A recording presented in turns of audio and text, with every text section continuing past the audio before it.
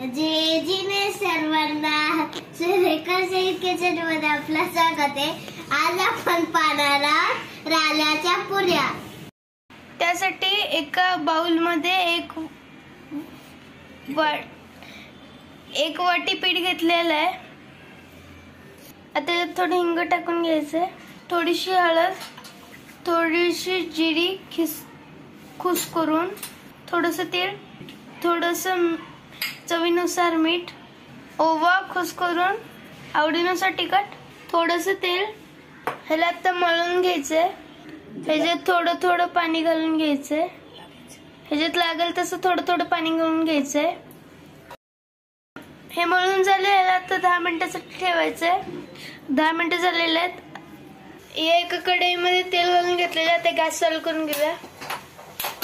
ह्याला थोडं तेल लावून लाटून घ्यायचंय। आपल्या नेहमीच्या पुरीसारखं याला लाटून घ्यायचंय। आता हे पुरी तेलामध्ये सोडून घेऊया। हे पहा, ह्याला पलटून घ्यायचंय। आता याला काढून घेऊया। अशा प्रकारे सगळे करून घेऊया। ह्याला असं खरपूस भाजायचंय। हे झाले आपले मस्त मस्त राळ्याच्या पुऱ्या तयार। मी थोडं टेस्ट करून बघतो।